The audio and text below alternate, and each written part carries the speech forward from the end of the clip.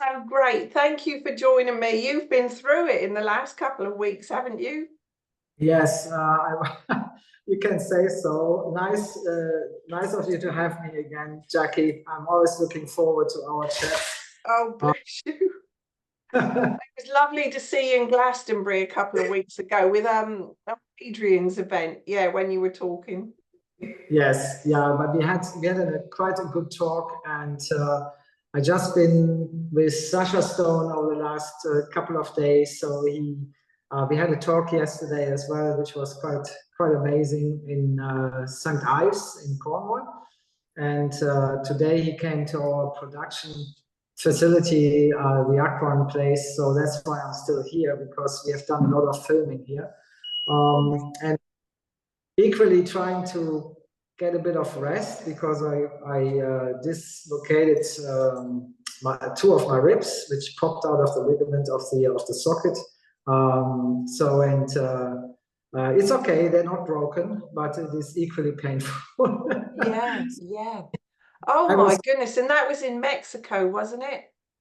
Yes, I was very silly. You see, I had already a chest wall injury when I went to Mexico, and I decided it would be a really good idea, because I love horse riding. We have horses too.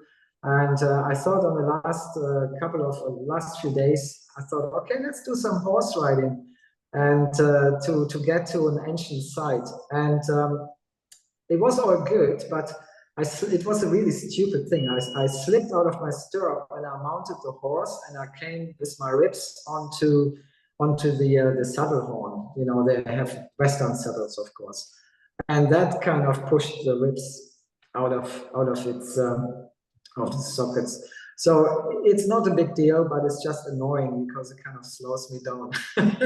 Oh my gosh, you don't need that at this time, do you? No, I love your background, by the way, Jackie. I have to say. Thank you. That's a wallpaper right the way along, because I did a feng shui talk and the lady said something about how good it is to have sunshine coming through the trees. So I didn't procrastinate. I got the whole wall done and my husband was delighted. Oh, wow. Yeah, that Not, looks really nice. It's beautiful. That's the thank kind you. that's the kind of place I need to be to chill out for a little while. It is, yeah. Yeah, wonderful. Can you tell us a bit about last night, Alex? Yes, last night we had a talk. As I said, I met Sacha, and he's doing his great tour, UK tour at the minute. And so his talk was mainly about the truth, and so things which are on the governmental side, but also about some individual groups like the Freemasons and things like that. So my talk was more from the knowledge, how we have been manipulated, let's say, in a very careful way, to not have access to living water anymore, and how we have been pushed and persuaded to drink tap water, which is really not good for us. And also when it started, because this is going on for thousands of years. So it's like a little bit a master plan in place, really, since King Solomon, who there are old texts going back to Solomon's times, about 1000 BC, which clearly state that water has been misused, and that the nation or the humanity is easier to control if your pineal gland is not functioning fully. And one of the reasons why that can happen, the calcification and all this, so is because of the wrong drinking water. So if you don't drink living water, then that can happen very easily. And also we know that water has been used to imprint bad energy as well. So in that time, hence we are going on a huge journey in November to Megiddo, which is just outside Israel, Tel Aviv. And Megiddo has been ever since Babylonian times and more and earlier, being used as a conflict zone. So many kings have been fighting about this particular area, and Mount Megiddo is a mountain which is artificially created by 26 to 29 civilization being on top of each other, who destroyed it, built it up again, destroyed it, built it up again. And the center point of Megiddo is a spring. That's something not many people know. And this spring goes down, deep, deep down, 36 meters into the ground. It's like a cave. And then you can go down there, but you cannot see the spring. And the reason for that is that King Solomon has used, he was known best for his work as a magician. So he was using the grimoires, as they call them, the sigils, which are at least 72 being placed around the world in secret locations to manipulate the water and imprint the water with not the best energy, let's say. And so that's why this particular place is so full of conflict. And they have, of course, also used blood sacrificials and all sorts of horrible things. So our idea is to go to Megiddo in November, and we have beautiful friends in Tel Aviv who are healers, and they also have Palestinian friends. So we want to bring the two sides together, and we're going to go to the spring. And it's not easy to actually go to the spring itself because it has been blocked off by a massive boulder, a stone boulder, purposely, quite a long time ago, for people not to interfere with the frequency of the water. So, but we have a lovely archaeologist who has just told us that there is a different entrance to the spring. So we can access the water, and what we're going to do is we're going to plant a new, really positive blueprint into the water to heal the water. And hopefully we can end maybe the conflict, who knows? But that is the plan. So we, and I think we learned this just with a big, large pyramid in Mexico, which has not been officially discovered. So it's one of the largest pyramids in Mexico, if not the largest, and more important than Chichen Itza, because it has this direct link to water. And the archaeologists which traveled with us, and we had lots of film footage and all sorts of different beautiful pictures from the pyramid, which has been quite destroyed and neglected from the civilizations after the occupants from the pyramid, or the builders of the pyramid, purposely, because this place was a sacred, very sacred place, and it had to do with water. There's a huge valley leading to the pyramid, and before we arrived, and I have to explain that very quickly, we went with shamans to the top of the pyramid, and they said, and they had been instructed by the elders, that we need to have water coming from different parts of Mexico so that the water can communicate with the water deep, deep down underneath the pyramid, to stimulate the water and ask the water to rise to the surface again, so that once again the water can be of assistance to humanity and communicate with us, of course. So after we heard that, I said to our team, I said, okay, let's just do this. Let's just go and get the water from the other side of Mexico. And I discussed it with the elders and with our shaman friends, and I said there are two places. One is dedicated to earth and the other one is dedicated to sky. How about we're going to collect the water from each of the water source and then bring the water back to the pyramid and introduce it to the pyramid. And I said, yeah, that sounds amazing. The only problem was that it was a drive of almost 4,000 kilometers back and forward. So, it was quite testing. We had to ask for permission as well to go in a certain area, to go to one of the ancient springs because it's connected to a privately owned area. So there were all sorts of little tiny obstacles, but it worked all in our favor. So we went to the first water source, which was actually a hot spring in the area of Mapimi, the zone of silence, just on the edge of the zone of silence.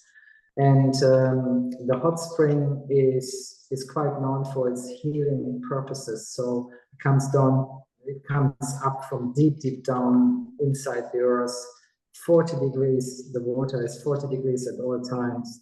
It's like a steam bath when you go in there, and it's a long tunnel. It's quite difficult to get to the spring itself. So when we carried this 3-liter vessel of water all the way to the inside of the spring, and we finally got it, and we took it out, and then we had our first water sample, and we took this to the desert, which is an old ancient seabed, which we had been there before at the eclipse in April on the 8th. And where we experienced the eclipse. So we decided to take the water there for some reason, it was just one of these things where you feel like, oh, we just have to do this. We don't know why, but we just have to do this. And so we followed our intuition, and when we came to the desert, there was a sandstorm. You couldn't make it up. There was a sandstorm, and we had, luckily, we had the local people with us. And so with 6 people, we erected the 2 tents, which were blowing all over the place. And so 2 hours later, we were able to just get the tiny tents up. And we put the water into the sand, and we just, in the night sky, we kind of looked up in the sky, and one of the local people, the indigenous people, she came over to us and she said, you know, since you've been here at the eclipse in April, since that time, every single night we see lights in the sky. So that was amazing. And we saw actually something too, which I filmed as well. So I will send it over to you so you can have a look at it. But it was amazing. So we saw the lights too. And Eva, who is owning a cafe just very close by, and the cafe is kind of painted with all sorts of grays and aliens, and because this whole area is so known for extraterrestrial kind of activity. But she said there was never so much activity. Every single night, she says, we see lights. And then on the way back, something incredible happened. There's like a rock formation, and Eva told us, there are some carvings there. And let's just show you the carvings and see what you think. And I said, okay. So on the way out of the desert, which is quite a drive, about an hour on a pickup on the back, so it's very, very dusty, and it's not very comfortable. But so she took us to this amazing rock wall, and she showed us this carving of a sun symbol. And I said, I recognize that, because that's not just the sun symbol. This is like the symbol which I have found in Turkey, in Göbekli Tepe, which is connected to the eclipse. And she said, that explains it. So it's like this connection between Göbekli Tepe and this area, which both civilizations at the same time are talking from this eclipse. It's just absolutely unreal. And so while we were climbing the rocks, and I thought suddenly, I wonder what's up there, because it looked like some caves, chambers, something like that. And I said, have you ever been there? And she said, no, we don't go up there so high. We only see these carvings, but we haven't really explored the area. So I climbed up, and I found another carving. And so I called Eva up, and up to the rocks, and I said, look at this. And I know this symbol because it's like an extraterrestrial ancient carving of an extraterrestrial is quite well known globally, and many archaeologists trying to say that it's connected to the sun god because it has this kind of half moon double circle as a head, but then it has like a really long neck and a very bizarre kind of vessel-like body and very long legs, very long arms. So, and I had many years ago a conversation with Eric von Däniken. I don't know if you know him. He's one of the biggest or the best known researchers, archaeologists in Germany, connecting his work with extraterrestrials. And he's found incredible evidence. He was one of the first people to talk about the Easter Islands and things like that. And so that's why I remembered it. I thought, oh yes, I remember this because I had this discussion way back in Germany, and I remember certain other carvings which tune into that.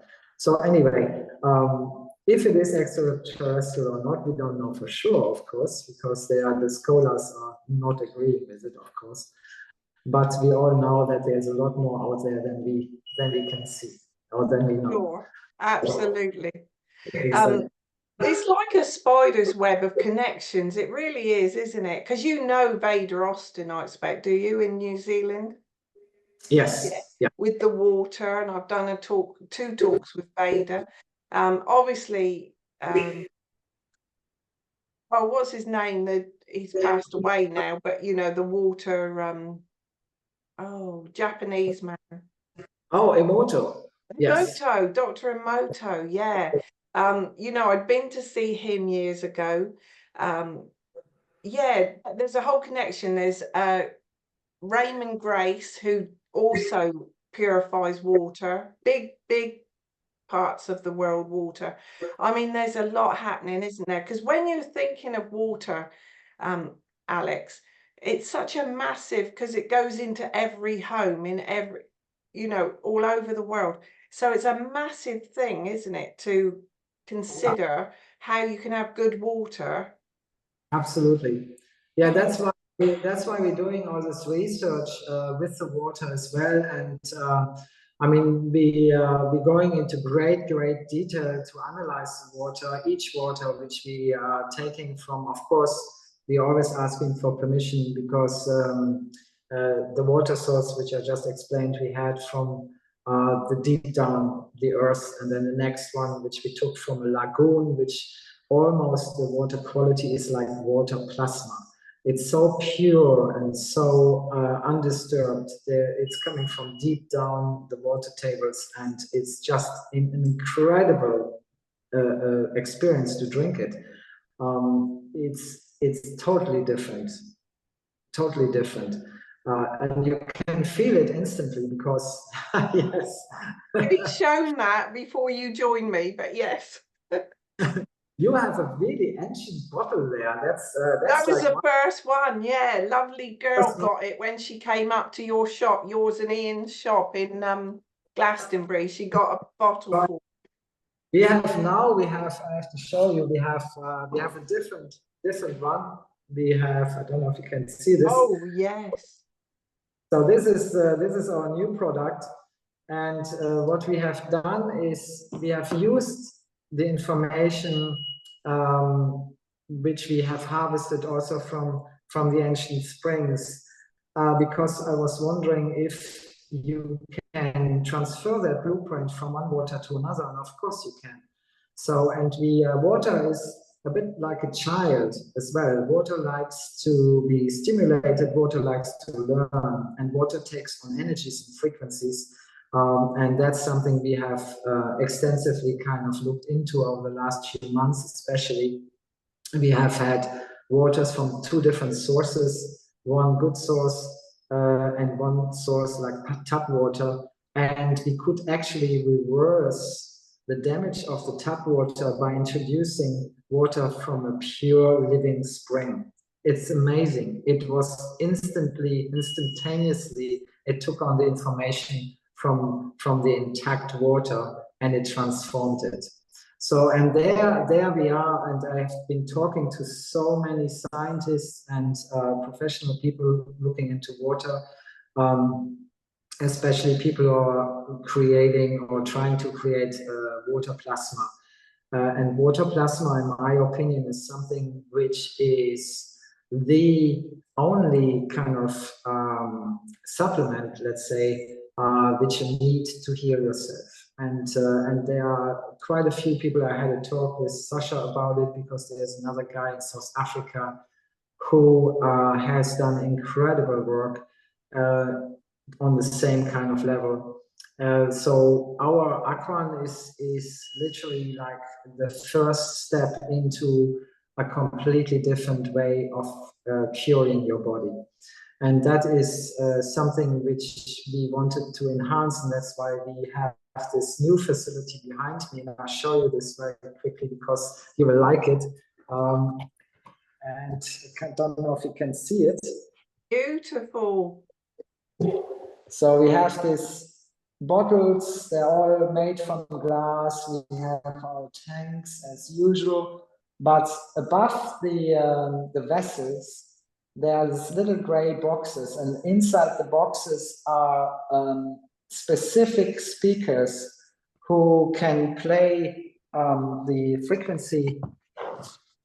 Okay, now I have to sit down again. I want to lose you here.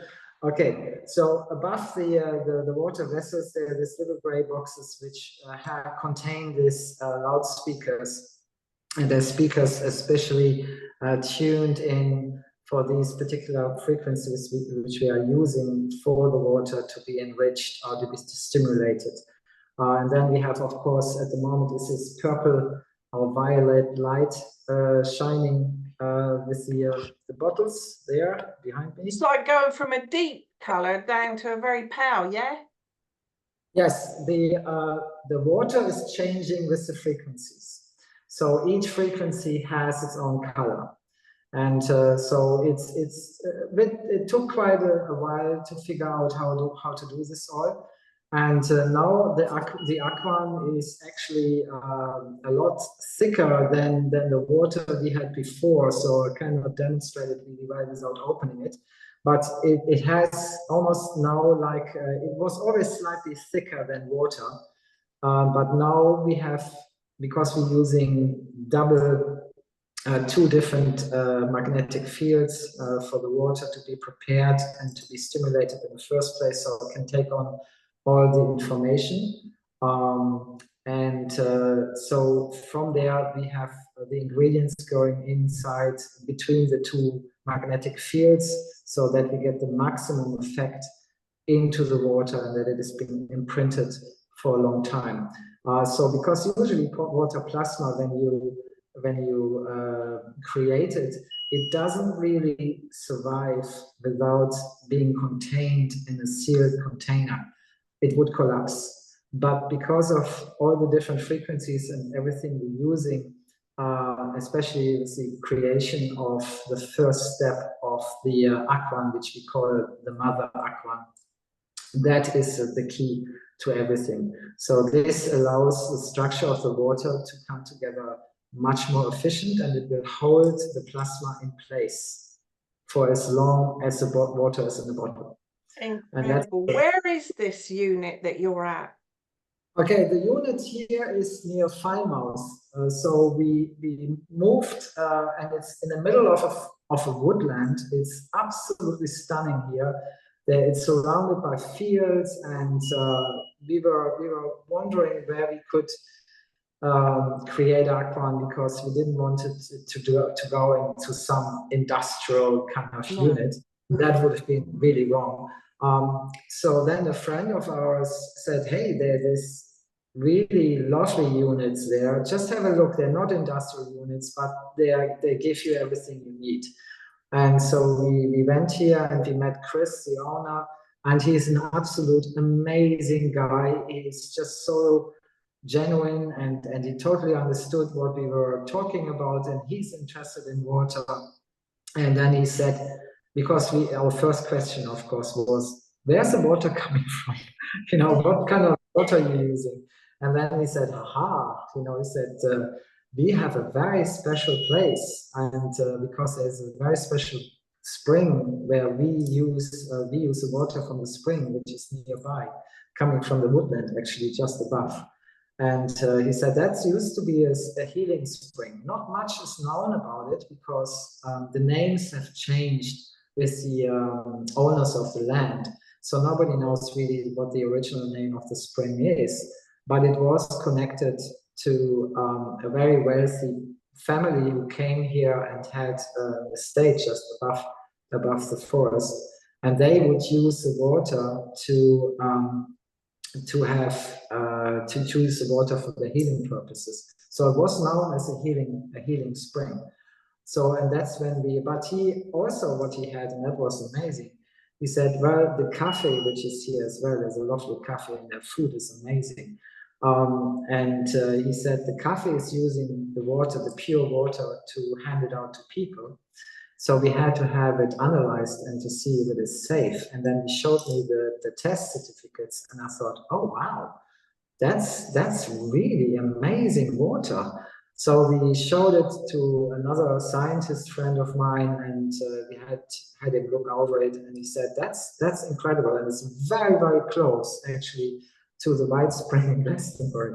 So ironically, so it has incredible minerals. It's really precious water, and it just kind of, it's one of those situations where you put something out into the universe and it just happens. So we were over the moon. Exactly. That's living proof. That's amazing, honestly. I was just going to say, those boxes above each one then, are they playing a different sound into each water? No, it's all the same water. Sorry, the same sounds. They're all the same. It's all connected to the same sound system, which is playing the music or the sounds, the frequencies into the water. And once the speakers are operating and they have little lids on top, which we take off, and then the loudspeakers that sit right above the water. And then you can see how the vibration goes into the vessel and it moves the water in like these beautiful patterns. So it's absolutely stunning to watch. I could just be, it's the first day actually where I have proper time to be here and to see that everything is functioning correctly, because all I did was traveling and giving instructions and saying, hey, you need to get this and you need to put this together, and then you need to have the frequencies coming from this angle, and that's another thing. So we had to order these devices, and I'll show you quickly.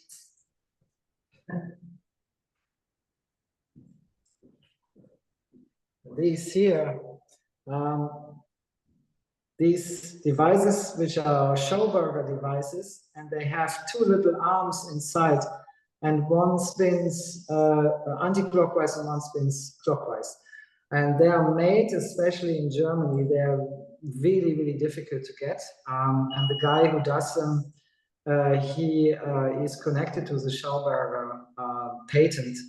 So, and yeah, so for us, it was really important to get, and we have 8 vessels here. So we have eight of the Schauberger devices sitting on top, plus we have another 2 on the main tanks, so that the water gets structured.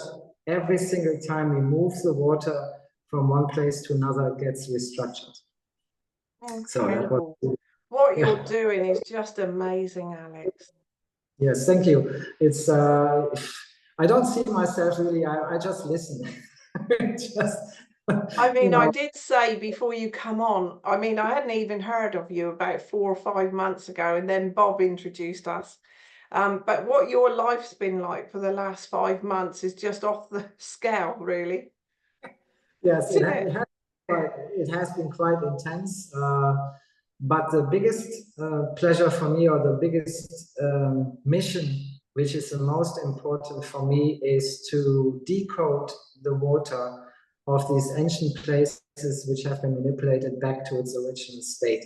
So, and we're working very closely together with all the indigenous people, and that's where every profit which we're having as well, or making, Of course, we have to live as well, but we are supporting also the indigenous people by stopping, for example, the farming industry, which is a huge problem in Mexico, because they are using the lagoon waters to use that to water the cattle. And the cattle farming there is horrific. I've never seen anything. They're like concentration camps for cattle. It's terrible. And they're using 9 liters of water to produce just 1 liter of milk. That's insane. That's just unreal. And people don't see the problem because they're using milk. Of course, it's going to the supermarkets and things like that. But it's a false, not just a false economy, but it's also will destroy this beautiful lagoon waters forever, because it hasn't rained for such a long time, except when we took the second water from the water of the sky. We got hit by the Hurricane Alberto.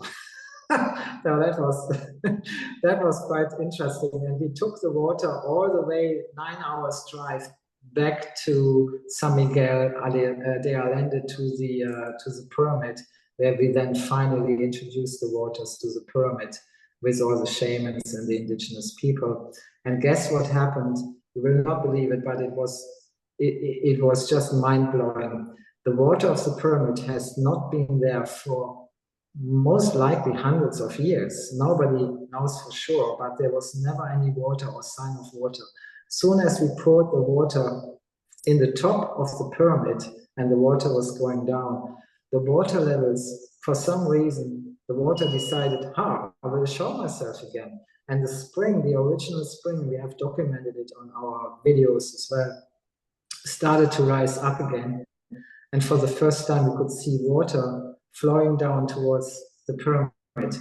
It's just unreal. This is the kind of stuff which makes me think we are just servants of the universe. We are just here to do our job. And I think the more we are connected to our path, the more we will, I feel so fulfilled by just kind of going to the pyramid and doing this was incredible. I mean, you cannot form words around it, how it made us all feel. We were all in tears, we were hugging each other. It was just incredible sensation, and so emotional. And it's so nice to see and to feel also how the energy of the pyramid was changing while we were doing this. We had a ceremony, of course, with the elders and with the other indigenous people, the shamans, which were traveling with us. And it was just mind-blowing, something I will never forget, life-changing. So we hope to also take people with us. So we have talked to the indigenous groups, and we said it's so important that people learn more about water and how to connect with water. How can we educate people to go back to where it used to be, so that we understand that we are vessels of water and we are in tune with the universe. It's the same language, we just forgotten how to speak it. And they said, well, just bring small groups of people here, and then they can learn as well, and then they can teach others, so that we can spread out the knowledge. So, and that's what we're trying to do. Is one of our next few journeys is about that as well. So yeah, and we have many other places where we plan to go to reverse this kind of energy back into its original state. So that's really incredible. You don't even like flying, do you? Do you know, that is one thing, absolutely, you remember right. I am terrified of flying. And that's something I had to completely overcome. And I just put myself into the hands of the universe and I said, okay, whatever happens will happen. So I know I need to be there, so I can't be a wimp. I have to get on with it because there's no other way of getting there. So I just have to grow up and see that flying is not as bad. So I kind of formed this new relationship with flying. Takes the neuro pathways. Exactly. Yeah, really, that's what I did. I had to really kind of switch the pathways into something where I could relate to. And I thought, okay, yeah, I can do this.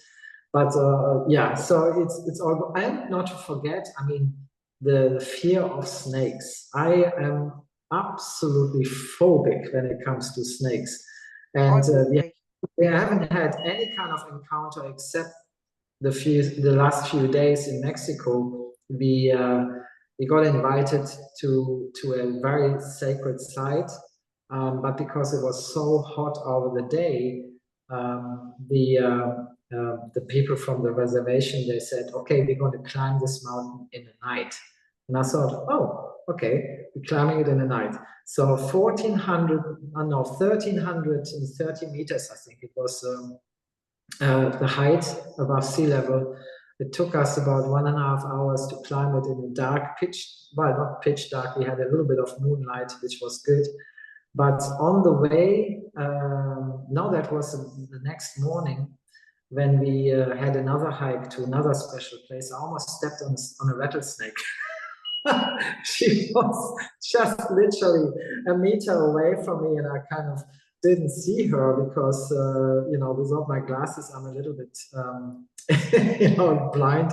So I just walked past something. I thought, wow, what was that? And I put my glasses on, and I thought, oh, it's a snake, and it's not any snake; it's a rattlesnake.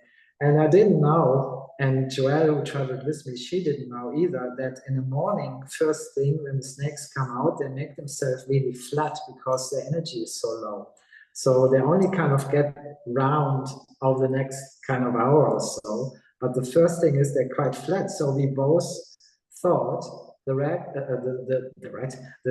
snake would have been injured by maybe a truck running over it. So we both went quite close to see if it was okay. And then we saw the little tongue kind of coming out, and we thought, oh, it's alive. It's, Gosh. and it's a rattlesnake. So we kind of backed up a little bit. But strangely, I was more concerned about the well-being of the snake than my fear. Isn't that Wow. weird? Yes. Yes. Yes. And and that really, and because Joelle said it to me after, she said, you were actually okay because you were more worried about the snake being hurt than, your phobia. And I said, that's correct, actually, because if the snake would have been injured, I would have been not happy doing anything, but I would have not liked the snake to be in pain, But yeah, so that kind of put almost a cure on it, which was good. So yeah, I'm And learning a it's lot. almost then, do you think the snake picked up on that you actually had concern for it and therefore it was no danger as such? Well, you would hope. I Yeah. would think so, yes. But yeah, if that is so, we don't know. Oh, I you must. don't know. The other thing I just wanted to say, before I forget, we are like such a high percentage of water as a body. So just having a small drop of that water of yours that you're producing every day would help the whole molecules of your body water. Absolutely. If you take the Aquan water, it will connect with your water within your body as well, and it will restructure your water. And that is a huge advantage as well. So you don't need to drink as much water. Even so, when you start taking water, you will have the sensation that you need actually to drink water, and that is correct. So it makes you actually want to drink water, and that is a really good thing because most of us forget to drink water over the day, and we all kind of depriving our body to drink enough water.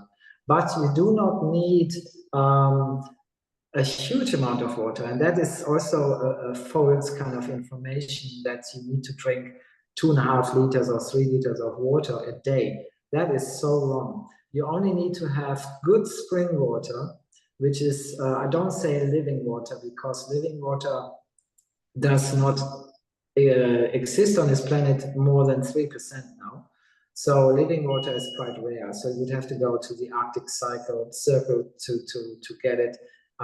So these are water sources which you can get a bottle of these kind of waters, but it will set you back several thousand pounds to buy it. So that's a privilege, I guess, for the richest, because they do know how important it is to get living water into your system, because it can reverse even cell damage or any mutation, cell mutation. It can also reverse DNA damage. And we all know that because we have seen a lot of tests done with water and DNA cells which have been repaired that way. So it is really true. It is so essential. In Mexico, for example, one of the most shocking things which I experienced, and the people are incredible, they're lovely people. I cannot praise them enough. I mean, they're just a nation of people who are really caring and still very, very connected to the land. But they are totally, totally addicted to one drink, and that's Coca-Cola. And that you see that on every single table, wherever you are, it's Coca-Cola. And even the children get it in their baby bottles with water. So, and I was just thinking, oh no, don't do that, because that is a really evil concept, and it's really, really damaging to your body. I mean, it's awful, the things it can do and will do if you drink it. But coming back to Aquan, yes, you can, if you take your daily dose of 10 ml of Aquan, for example, then you can reduce your water intake quite dramatically. So if you have 1 liter of good water together with Aquan, that's totally enough. Unless you're somewhere in the desert like we were, where we were exposed to 45 degrees or something, then you need, of course, a little bit more water. But otherwise, you can really, if you even have, without even Aquan, if you have a source of spring water, then you only need about 750 to 1.2 liters a day. That's enough. Only if you have very bad source water, like tap water, please don't drink tap water ever. And even with the filters, there's still, unfortunately, the memory of the chemicals within that water. You can, as I said, we are just working on a way how to imprint the water with the healthy imprint of living water, because we have some water from very rare springs here in the facility, so that we can re-educate the water, and that is working. That can really happen. But on a larger scale, we have to see how we can progress with that. Because I said, well, if that is so, we can take maybe tap water and return tap water into living water. That would be ideal, because then we all could have access to it without paying crazy money. So, and yeah, so we're working on it. That's a short. We're just working on devices which you can apply on top of your glass bottle of your drinking water, and that the light would infuse this particular blueprint into the water. That is possible. We have done a lot of tests here where this is possible. So in the blueprints which we have taken are quite complex photographs of the water sources, which are done with specific filters. So it highlights the structure of the water in different colors. And we even have now, we are tapping into something where the colors of each of the sequence of these photographs, there's a sequence which colors show first, second, third, and we have connected these colors, which are strangely the colors of the chakra system of our body. We have connected them to sounds. And we are working on something quite special. We're not quite there yet, but let me tell you that we will be able to communicate with water using the sound of the original waters in the first place. So it's a bit like introducing two different people from different countries with different languages, and they can learn from each other. So it's something where we're working on it right now. Is that still working with the hum? Yes, the hum actually was one of the, or is the big inspiration of it, because the hum is, of course, a primordial sound, and Vivian is, of course, she's doing a lot of work around Glastonbury and promoting the hum, and when we were in Mexico, and it just happened to be the 20th when we poured the water into the pyramid. And she organized a very quick hum in the Blossom Circle at the foot of Glastonbury, and so a good amount of people showed up, and they were all supporting what we were doing in Mexico. That was amazing. That was very special. So yes, I think in general, we as humans, you see, we have incredible abilities, and if we are connecting to each other, we can really shift enormous things. We can make things happen, and it's just when we get divided and put into different kind of boxes, that's when we forget that we actually all connected to each other. But once we are connected, and I think the consciousness at the moment, the levels are rising everywhere, and water also is, of course, the kind of theme at the moment. Everybody's talking about water, and I think that's meant to happen. And the elders were saying that as well. They were saying water wants to communicate. It's talking, it's shouting out to humanity again. And once we hear water, then we are responding, because naturally we are, almost 98% water on a cellular level. So that's a huge amount. So, and we are walking water vessels anyway. So we also can, and that's something else which we have tried and tested. See, many of us who are tuned into each other, and let's say we are a little bit more awake than some others, but uh, in between us, we have that kind of almost telepathic connection.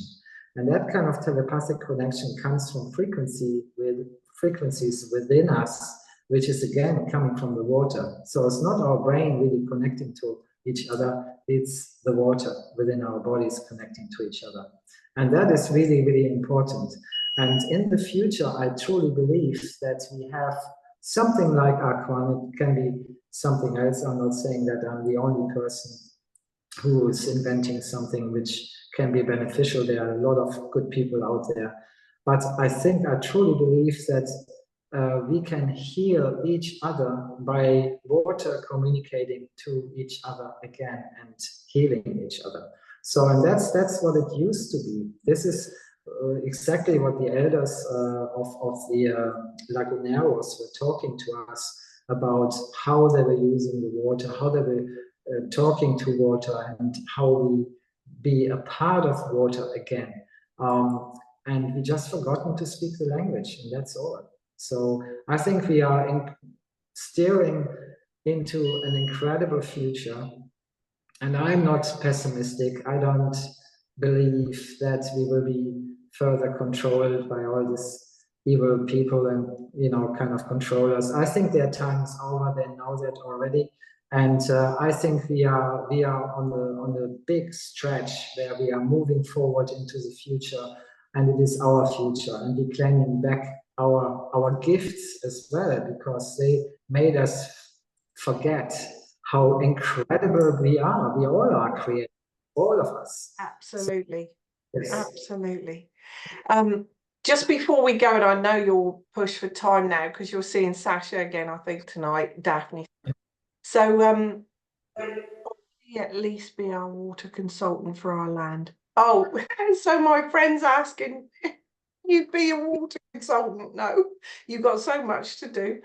But I can talk to you about that anyway. For our project, humanitarian project. Yes. Oh dear, it's gone out of my mind what I was going to say. I'm so sorry. Oh yeah, well, years ago when I had some friends round, we had a mediumship night here, and I brought my water filter in to show them while they were waiting to go through for their reading, because I had drawn a heart on the water filter, on the water, and then written love underneath as well, so that it stood on. So if you haven't got, Aquam water, doing things like that, writing love underneath your water, or joy, harmony, balance, peace, anything like that is got to be good, hasn't it, Alex? Absolutely, and even if you have a water bottle and hold it to your heart and just kind of manifest some really good positive thoughts into the water. Water loves to communicate and it can feel your frequency immediately.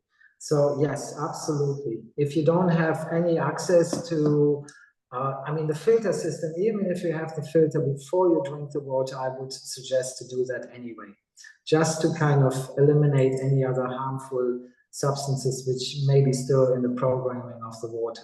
So, and you can reprogram it. We are water. We can communicate with water. So grateful you've given us this time tonight. Thank you, Alex. And we'll see you, if not before, I'll definitely see you in Hampshire on the 30th. I'm very much looking forward to that one because the last time I was in Hampshire and met all your good people up there. They're incredible, such beautiful souls, and I'm really looking forward. We're so grateful to know you. Thank you, Alex. Thank you for having me, Jackie. Always a pleasure talking to you. Bless you. Thank you. Thank you so much. Your tour with Sacha as well. I will do. Thank you and speak soon. Thank you, anyone watching.